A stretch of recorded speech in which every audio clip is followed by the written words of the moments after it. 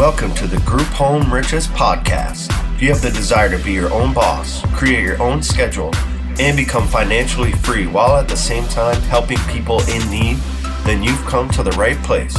At grouphomeriches.com, we teach people exactly like yourself how to get started in the group home business.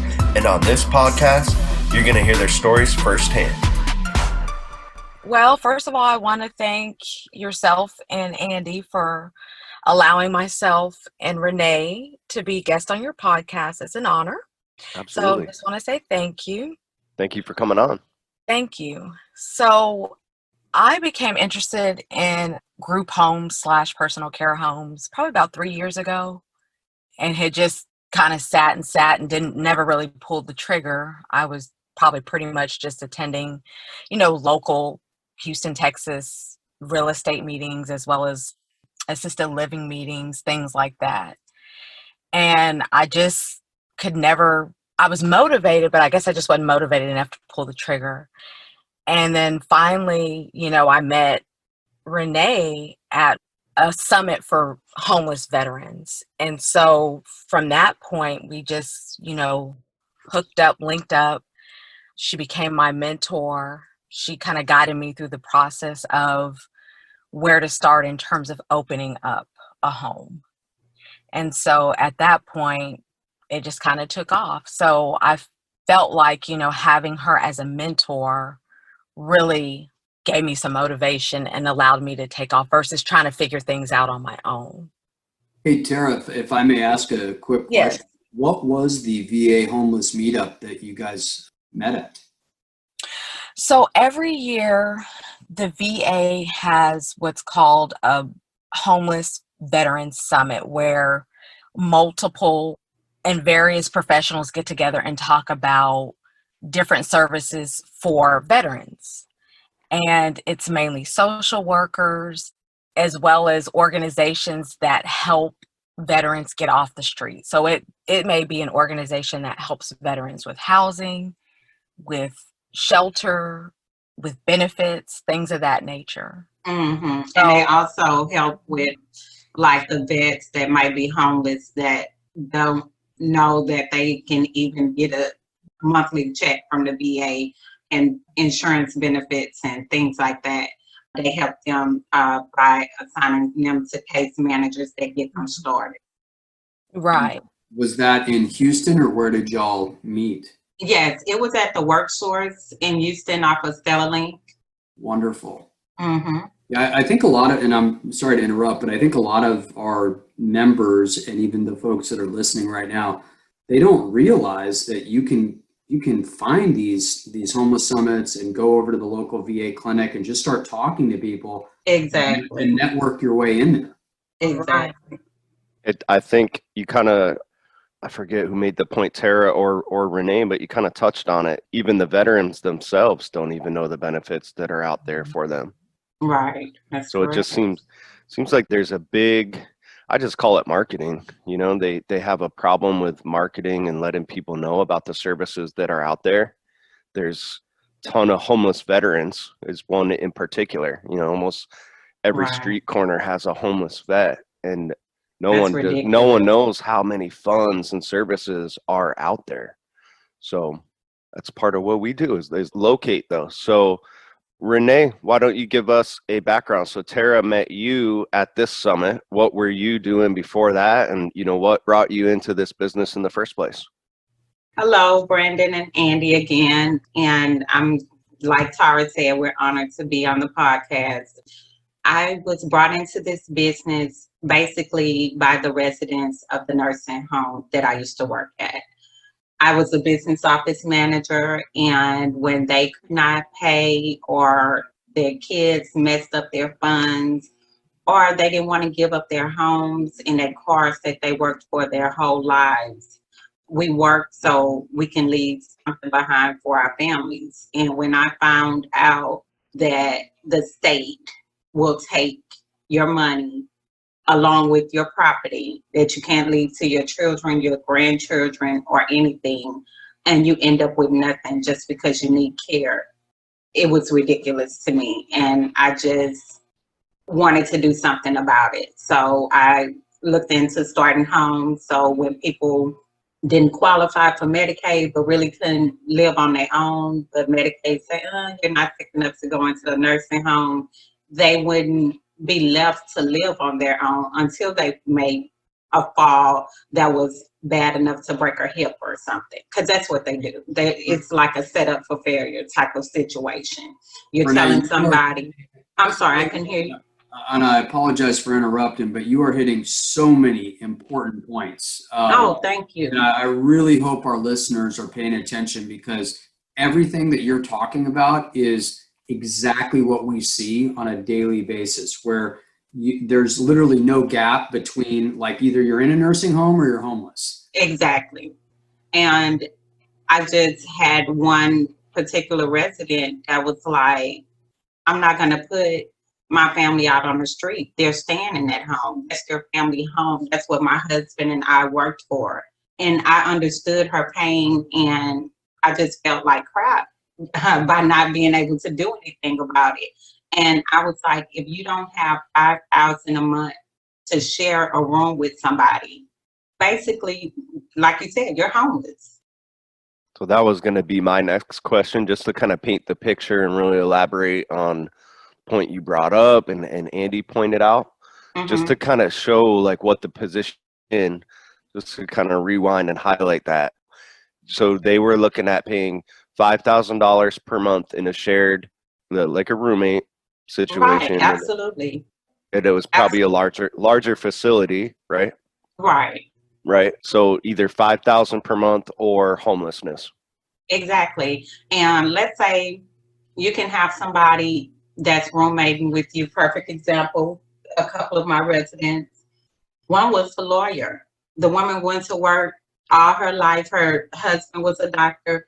He passed away. She ended up in a room in the same exact care as somebody that had been on welfare their whole life and never worked and got a small monthly check.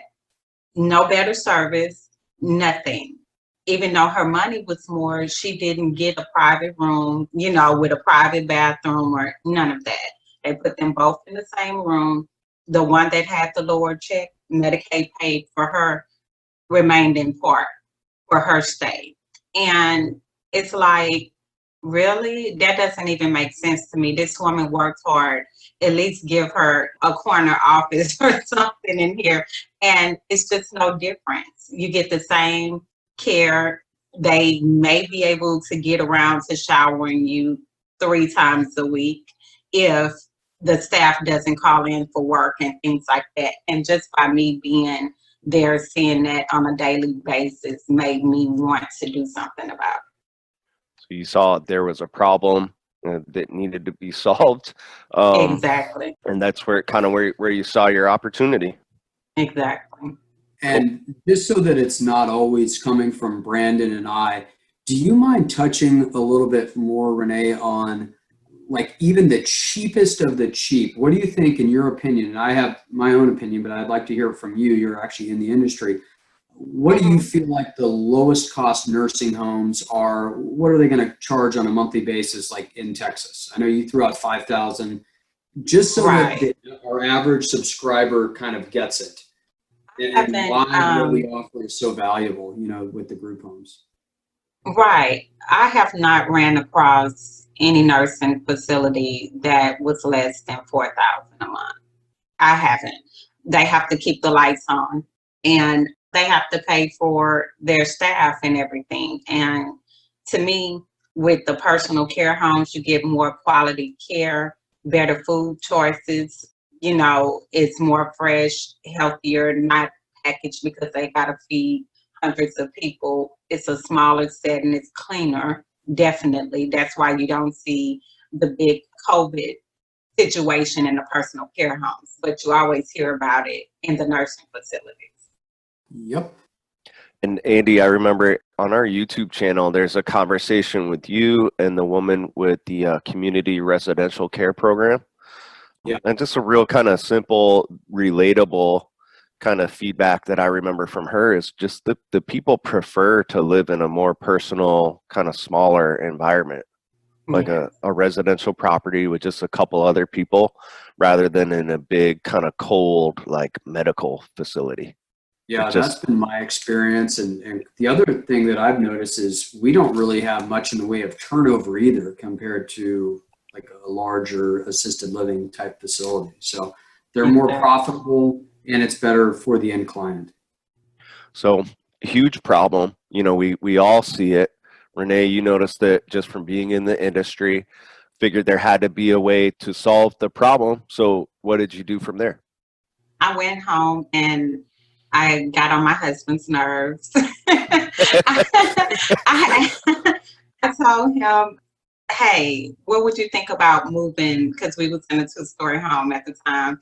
What would you think about moving our master bedroom to the master upstairs and starting a business downstairs? He said, and where are they going to live?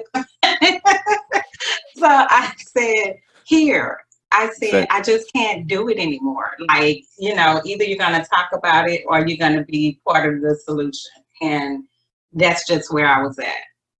And what did he say to that when he realized you weren't talking about just an office downstairs? He said no. And then he thought I was crazy. He said, no, ma'am, you can help him in another way, blah, blah, blah. And I'm here, so I got my way. Yeah, you found it. You found it. And we'll get into the program that was it the medical foster program, the one that you started out with? Yes. Okay, cool. But we'll get into that in a few. So that was kind of your background, and then you do, the real estate meetup groups. You guys ended up meeting. Tara, what brought you to us in the first place, or to looking into group homes? Well, so like I said, I had been looking at the concept at least a good, probably maybe 1 year by the time I found Group Home Riches. Mm-hmm. And I said, okay, this is exactly what I've been looking for. I've been searching, looking. So in addition to going to the local meetings, I hopped online, found y'all, purchased the gold member course. And still, I took that information, read through it, still kind of sat on it for a little bit. And after meeting Renee and taking what I learned from the gold course information, I kind of put those two together and said, okay, well, this makes sense. So at that point, I, went ahead, found a property, put a couple residents in it. And again, from my mentorship with Renee, as well as the information from the gold course, I was able to, successfully put a couple of residents in the home. Beautiful. So it was just me continuing to search to see if, because I knew I still really wanted to do it, but I felt like I needed some more guidance. So when I came across the information that yourself and Andy have put out there for group home owners, I said, okay, this is perfect. And then so, paired with the mentorship, it really helped me move forward. Yeah, I'm a big fan of just learning in person and learning from somebody. That's kind of how I've kind of always had like either a partner or a mentor. So Right. I agree with you 100%. I'm the way, if I see that somebody can do something and they just show me, that's how I'm kind of a learner like that. Like if somebody can do it, then I know I can do it. And if you're working with them, then it's even more powerful. It's just invaluable, really. Yeah. You can't even put a price on it, really. I call it the law of the grocery store. When I go into the grocery store, if I don't know where something is, I don't drive around aimlessly or walk around aimlessly looking for where the cereal is. I just ask them. I get there a lot. That's a great metaphor. So, Terry, you were kind of walking around the grocery store for a while. Yes, that is a great metaphor. Yeah, I was walking around the grocery store for a long time. And you met Renee at the summit? Yes. Like, hey, it's just aisle 10. Come with me. Exactly. So you guys met at the summit, and then kind of walk us through, what happened from there. Is that right when you started to go look for the home and start looking for your residents after that? Right. That is correct. I kind of ramped it up and said, okay, like Renee said earlier, either I'm going to continue to want it and not do it, or I'm going to actually do it. So I finally found the fire to light to go ahead and get started. So once I got the home and did a little bit of decorating and stuff myself, as my mentor, she came through, did a walkthrough, made some suggestions, made some recommendations. I was able to get some contacts from her in terms of helping put residents in the home. That's big, right? Mhm. And she also helped me with caregivers as well. So that was very helpful. Okay. Do you Brought mind up a talking to your couple great audience points. about how you have worked with caregivers and what your formula is, so to speak? Oh boy. And we laugh because caregivers are a very challenging Little puzzle. part of the business. Very challenging. From what I've learned from Renee, our formula is such that when you find a caregiver and you find a decent one, you still need to have several more in the pipeline. You need to have several more in the pipeline just because, things happen in life. Either the caregiver may not be a good fit, they just don't work out for whatever reason. But if you Right. keep them in the pipeline, you'll never be without a caregiver. You'll never be caught, without care for your residents. And can I just add to that? Sometimes your client base changes. You might have a caregiver that's good and excellent with the more independent clients that you have and able to play games with them, talk, take them on walks, blah, blah, blah. And you might get the same caregiver with somebody that's totally care and or bedridden. And they're clueless or don't have the experience needed. So you need several different people to be able to fit the personalities of the people that you're bringing into the home. Now, are you guys with caregivers? Let's just kind of rewind for the beginners out there. So you guys run group homes. You're not providing the care yourselves for your tenants? Right. That's correct. Now, are they employees of the group home? Yes, they are. Okay, so you guys do actually employ the caregivers like through a different company, or I'm not through a different company, but through your company. Yes. Very cool. Andy, do you want to kind of break down what your strategy is with that?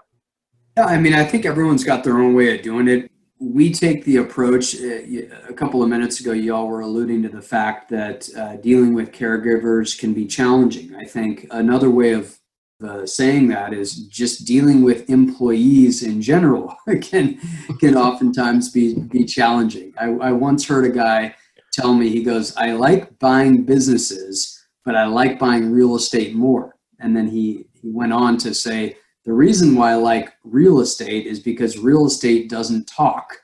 And I always kind of chuckled at that. But what we have elected to do over the years is really outsource everything. And so we'll typically partner with various home health companies and have them come in and basically just take care of all of our clients. Okay. But again, to each his own. I mean, there's everyone's got their own little formula. And so that's why I was asking how you guys are going about handling it. But I like the way that you're doing it because it really allows you to probably get very granular as far as your ability to take care of each specific client. Right. Right. That's right. And we also started the process of having a live-in house manager that is there, with the clients and on site. And that's been working out for us a lot better because if something happens to one of the other staff, they're running late or, not going to make it to work that day, then the manager is pretty much on salary and they step in and take the responsibility for that worker that didn't come in that day. Yeah, that's a great strategy to have. We always recommend having some boots on the ground. So you don't Right. have to be living at the property and being there 24/7. And you don't have to be worried about it and like checking into the home at all times. So that's what we do. So Terry, you just started your first property, right? That's correct. And Renee, how many homes are you running? 2 at the moment. Okay. So just the overall structure of the business, you guys charge for providing the housing, but then you're charging for providing the care as well, and you're employing the caregivers. Can you guys kind of touch on what was the process like to just get everything like that set up? You know, what was the licensing process like, and did you have to do anything special to the property, or what was the setup like? For my first one, I had to go through the process of being certified through the VA in Houston. They came out, I had fire inspections, had to get a couple of ramps for the front and back porch. I had to have a clinician come out, check everything in the cabinets, refrigerator, make sure thermometers was working. They had to go through all of basically my financial records to ensure that we were able to financially provide anything extra that the vets may need or come across. And that whole process, getting the house started and things like that, probably took about 2 to 3 months for me.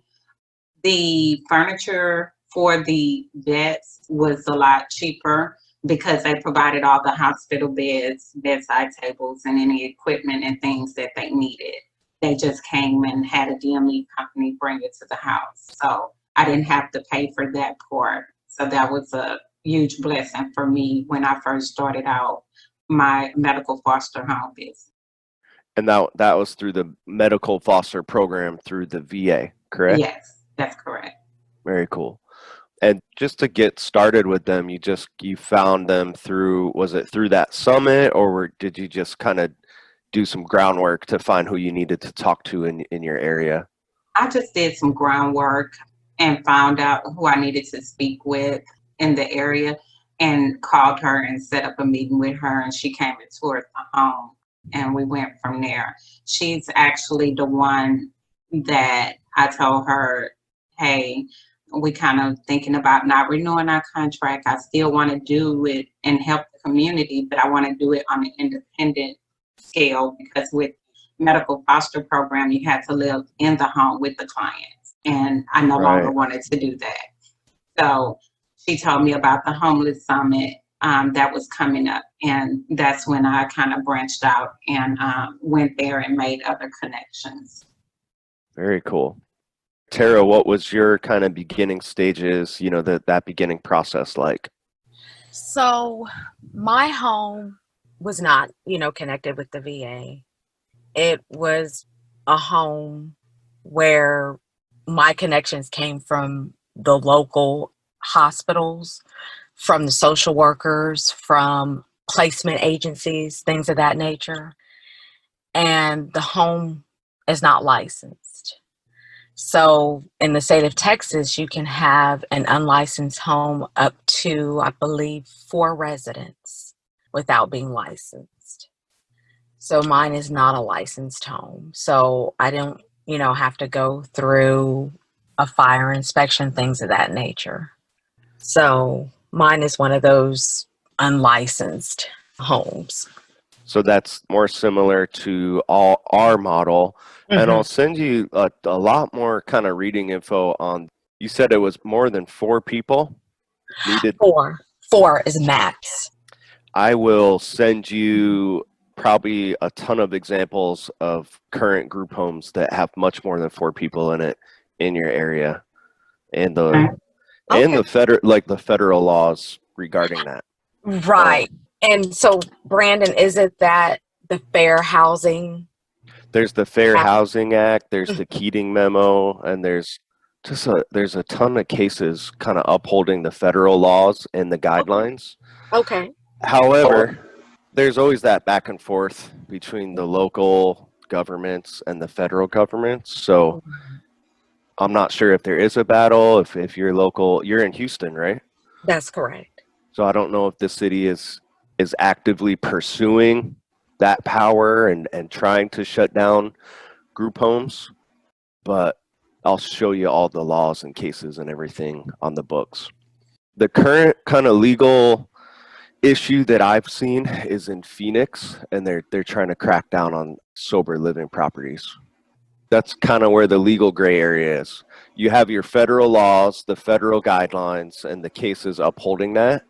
But then if a neighborhood or if a local government is really trying to challenge that, you have the case, but is it worth it? That's kind of what people have to look into and ask themselves. But I don't think there's any issues like that in Houston that I'm aware of. No, the thing that I've been running into is, when people are having me to help them with their homes, a lot of the homeowners associations, they'll call or ask, if they're renting a property, if they want to do this type of business, is it okay? And they're getting told no, that they can't run a business out the home. And then I have them go back and explain to them what it is, because they're thinking it's a corporation and, it's going to be a big sign out in the front yard and all this type of stuff. So some of them say, oh, okay, no problem, once they explain it. And some of them like, well, no, we can't have this over here because of the homeowners association. Yeah. So the HOAs are they have their bylaws. I mean, in theory, they could just say that, no non-owner occupants are allowed, or your grass can't even be longer than an inch. They have their separate kind of policies. Right. Andy, we operate in Texas. Do you kind of want to touch on that subject? Yeah, well, first of all, the HOAs, they've got a lot of very onerous restrictions. I mean, they can foreclose on you and take your property in a lot of respects. So it's tough. I mean, there's a lot of crazy things that have happened. And I think a lot of this stuff has actually been taken all the way up to the Supreme Court with these HOAs. But typically, look, in the nicer areas, it's going to be a little bit more difficult because you really got to deal with the neighbors. If you're in more of a middle income or maybe even a lower income neighborhood, usually it's just a little bit easier to operate care homes, assisted livings, group homes, whatever, sober homes, whatever you want to refer to them as. So those are really the areas that we like to operate in. Now, one thing that we do, and we talk about this a lot on our podcast, is we try to make it not only a cash generating vehicle, but also a wealth generating vehicle. And if you can own the real estate, especially over a long period of time, you really can build up a tremendous amount of wealth. But what you'll find is that if you buy in those sort of C areas that are turning into B areas, or B areas that are turning into A areas, at the very beginning, when they're C areas, you're not going to have much in the way of issues. But as they get nicer and nicer, and the taxes start to go up, and the people that are moving in are higher income folks, you're going to deal with a lot more issues than you used to. So it's kind of a catch-22, and you lose out on the cash flow, but you gain on the wealth. And you might have to sell those homes and move over into a different area afterwards. But at the end of the day, I think quite frankly, it's still a good problem to have. Oh yeah, definitely. I agree. So Terry, you have 4 residents? Correct. And I saw in the Facebook group you posted it's mainly just the senior population, correct? Correct. Most of the referral sources are sources that work with the senior population mainly. So Very cool. It's mainly older adults. They're in huge need of it, and we kind of broke down why in the beginning, right? So do you employ any nurses or anything like that? How do you handle if they need a caregiver on hand? The very similar to Renee's model, keeping those caregivers in the pipeline, and also considering more of a, work a few days, 24-hour, for example, a 3 days on and a 3-day off schedule, and rotate that between 2 workers. Okay, so it's similar to her. You're hiring and you're managing them. Correct. Kind of as employees. Correct. Awesome. All right. So you've been with us for 2 years. How long have you Mhm. had, how you just started the group home recently, right? How long has it been up and running for? So that one, last year, late last year, like August, September, flash of 2019. Okay. Mm-hmm. Oh, cool. So it's been quite a few months. Months, yeah. Um, and what were you doing, before this? Are you working on this full time, or what's that like? Currently, I am. My background is in the medical field, so have a little bit of experience, not direct care, but it is in the medical field, but not, necessarily directly taking care of residents. My background is pharmacy. All right. And what are your kind of goals with the group homes? Is it just kind of like a side passive income thing for you, or do you plan on kind of scaling it up and getting it out of the pharmacy business at some point? Well, I think I do want to scale. I would like to scale. I'm sort of kind of taking my time with it, making sure that this one works well, that I'm able, that it's managed well, and getting it to where I want to see it, really flourish, make sure that I've got everything in place, make sure the model works, and then build from there. And then, yes, hopefully I can make pharmacy more of a side gig. Yeah. Mhm. Start doing that part time, right? Yeah, that's correct. So if all goes well, how many Mhm. homes do you think you would have to have for you to start thinking about that? So when I first started and was kind of looking at the numbers, I said, I think if I had 3 to 4 really good solid homes, I think I would be good. Anywhere between 3 and 4 good solid homes.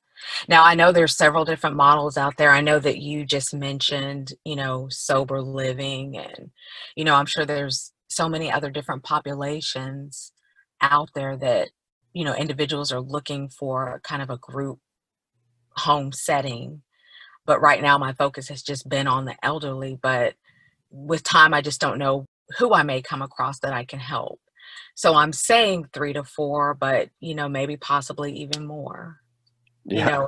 and moving into a different population as well.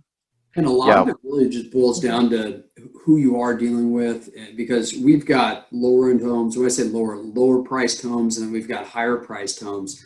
And some of the folks that are a little bit on the elderly side, depending on the overall level of care that they need, we charge them a little bit more. Are you kind of in that $500 to $700 range, or are you a lot more than that? So the range I work with is more because these particular residents tend to have more needs. So the range is more like between 1,000 and 2,500. Nice. And Which is that all typically private pay, or are a lot of those folks going to be Medicare, Medicaid, SSI, SSDI, or they've got the VA benefits, and then is that how you typically take your payments? Usually it's private pay, or, they have some sort of, like you said, maybe disability, SSI, things of that nature, but it's mainly private pay. Mm-hmm. So, yeah, but anywhere between the range of 1,000 to 2,500 because their needs typically are greater. Absolutely. Yeah. Mm-hmm. And there's such a huge demand for this type of housing. And when I Mm-hmm. say this type of housing, it really runs the gamut from elderly. I mean, we're talking, there's a huge need for people that are aging out of foster care. I mean, they're 18, 19 years old, but they're no longer in foster care. They need a place to live. So yeah, there's just a huge need for this type of housing. Right, exactly. So that's why I say I just don't know, what I may run across in the future, what population I can help house. Absolutely. And the more you get into it and the more you start networking with these case managers and social workers, your phone will start exploding with phone calls. And one real interesting tidbit that I think I sent an email out on it the other day, but there is obviously such a large demand for this style of housing because in the new CDC documents that are essentially halting and eliminating evictions until the end of the year, Right. it excludes this type of housing. So it just goes to show that the government knows that this type of housing is needed, and that is why they are not halting evictions in this area, because they don't want to scare people away from getting into this industry. Right. And then just the need is just too great. Right. It's just too great. Yeah. So Brandon, what else do you have to ask or add? yeah, I was just going to kind of touch on some things. We talked about just the situation that Tara and Renee's clients are in. You know, they're looking at spending at least $4,000 in a big kind of facility that Renee touched on. You know, they weren't getting great care. It's not a very family friendly environment. It didn't sound like, right? So that's what they were looking at for, on average, around $5,000. Or they can live with someone that gives more of a personal touch like Tara for, you know, less than half of that.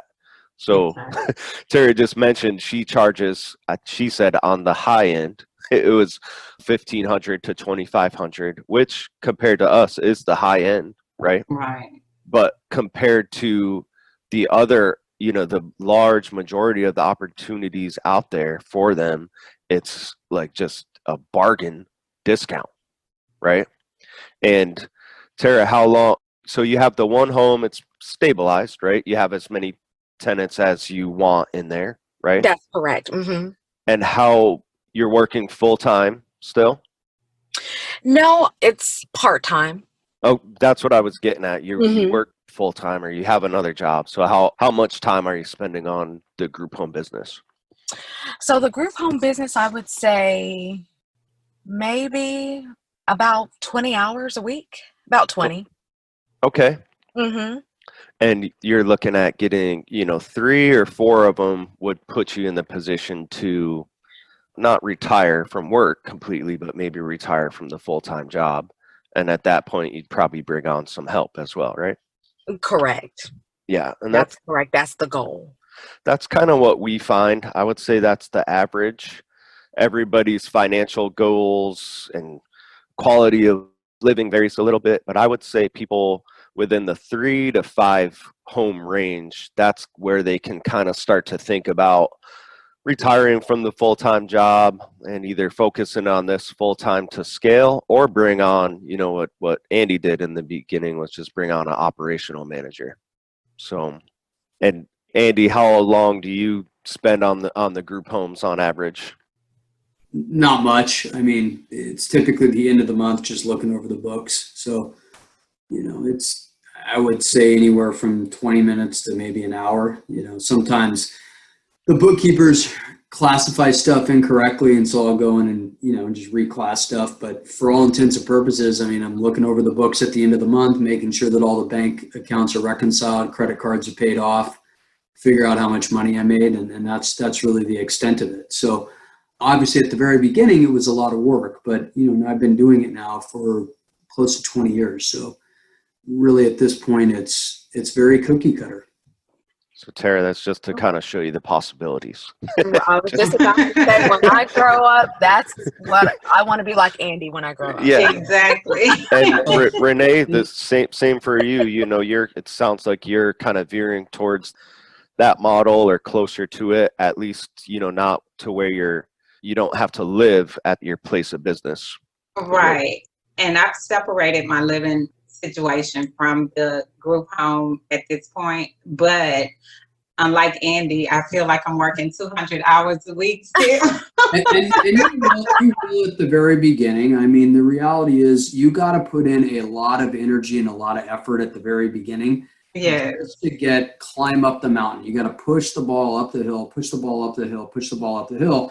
And then once you're at the top of the hill, hopefully it's you know, like a snowy hill, and you just start pushing it down. And that thing is just going to gather steam, and it's going to start going on its own. Right. But I don't want to pretend like it's, you know, like there's never little things that don't happen. Like I got a text this morning from the new guy that's running the sober homes. He said, hey, the gas is out at one of the properties. And I'm going, oh gosh. And Anyway, so we have everything set up on auto draft, but of course this is a new property that I added, I don't know, a month or two ago, and I forgot to put it on auto draft. Right. So there are little things, and of course Texas Gas wasn't open until 7 o'clock, so I had to call back a couple of times, and so that right there still took 20 or 30 minutes. But on any given month, on the average month, it really is 20 minutes to an hour worth of work. So today was a little bit more, but again, that's really the extent of it. But to everybody out there, you do need to understand that your first group home is going to take you 40 hours a week, bare minimum. You've got to push it, especially the marketing. And then once the marketing gets going, once you've got case managers that know who you are and social workers that know who you are, your phone's going to start ringing. You'll be able to fill up the beds, and then your job will be finding more real estate. That really is the name of the game. And once you have 3 of them, maybe you say, okay, this is enough for me, and you retire on that. If you want to do 6 of them, you do that. If you want to do 12 of them, you do that. But for all intents and purposes, once you quit growing, if you have good systems in place, you're not going to have to work that much more than, a few hours a month. Right. What I like about it is just the possibilities. You can kind of model it almost like the real estate model that Andy does, where he's outsourcing a lot of things and it's a little bit more passive. Or, if you're starting out and maybe you work in the medical field and you're just looking to do something that's similar to what you're doing now, but be more of an entrepreneur and probably, earn a little bit more, or at least have the power to earn more, you can go with more of the personal touch like Renee did and what Tara is kind of doing, like the in-between model. Mhm. And then Tara, you touched on it. Renee, this will probably benefit you as well. But we recommend, most people out there that are even listening to this or interested in this business, they're wanting to help people out in general and start a business that does that and accomplishes that. Most people that I talk to, they don't get into the business only because they want to help out, disabled vets, or they only want to help out seniors, which that's fine, but just most people don't. So Tara, you kind of talked about, you're wondering like what other populations you could serve or maybe where the demand is. And that's why we recommend for anybody that does want to cast a wide net and, really just take in it people who are in need, cast a wide net with your marketing, reach out to as many organizations as you can and kind of see where that demand is. If you were looking for your next property, Tara, and you had a call from a nonprofit that works transitioning homeless veterans, you would consider working with homeless veterans, right? Correct, because Yeah. the need is there. Yeah. So that's why we recommend, cast a wide net, reach out to people, network, and then kind of see where the demand is. And that's where you'll find where the opportunities are as well. Correct, I agree. So Tara, we're looking to get maybe 3 or 4 homes here. Renee, what's the future looking like for you? I want to go beyond that. Yeah. He's Yeah. very ambitious. And you guys talked about, you kind of were in like doing real estate meetup groups and things like that. So you guys have some interest in real estate investing as well, right? Yes, absolutely. And Andy kind of touched on that. This is a way, I call it the McDonald's model. It's a way for you to have an operating business, cash flowing out of the property. And then at the same time, you're benefiting from the equity and all the tax advantages of home ownership. Right. And have either of you ever done rental properties? Tara has. I have. Okay. Yes, I've done one rental property. How did that go? Actually, I still have it, and it's going well. I have a good tenant, Beautiful. so I haven't had any issues. Knock on wood. Right. And just to kind of show the power of the group home model compared to that, which rentals can be great. It just depends on what your goals are. Tara, how many rental properties do you think you would need to have to think about retiring? Oh, wow.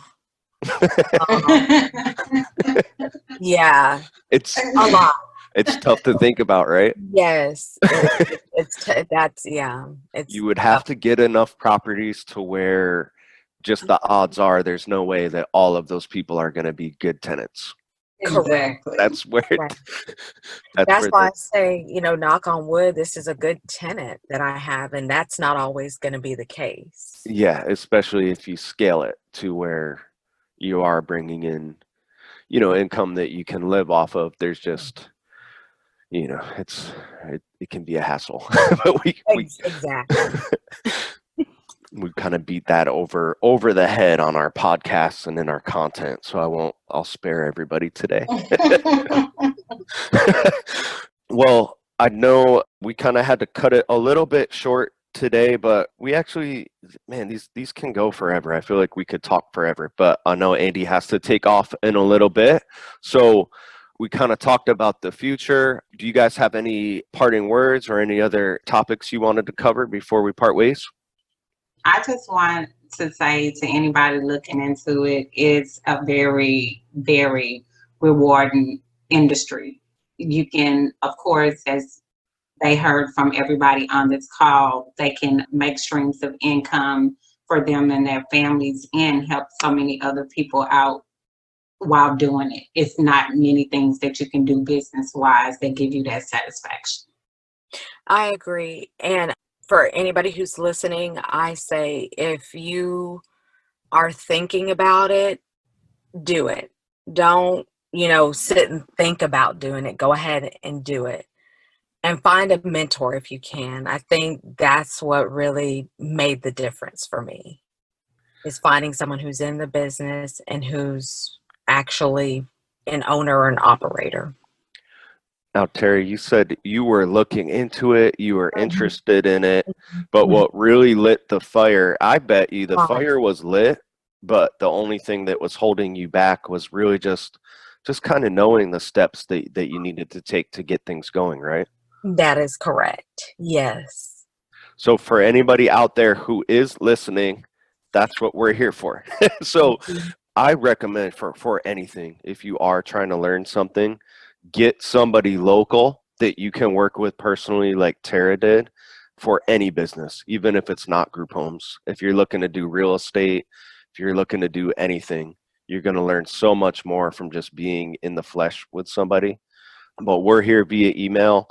If you have any questions holding you back, any topics that you're unsure of, unclear of, reach out to us via email. Even if you're not a Gold Course member, we're happy to help out as much as we can. And then, if you are ready to get started, definitely start with the Gold Course. And we also offer one-on-one coaching, website design. We try to do as much as we can to help people out without doing what Renee did. There's only so much time me and Andy have, so we cannot work with everybody in the flesh, but we do really try to put as much information as we can in that Gold Course. Everything that we use, if anything, I think there might be too much info in there, probably get lost in it. But well, thank you so much, guys, for coming on. If anybody wants to reach out to you guys, do you want to kind of drop where they can find you? Do you guys have websites, social media, or anything like that you want to let them know about? You can reach me on Facebook. Tara Bolden is my name. And if you want to email me, you can email me at business. Let me spell it out for you. BUSINNECC1,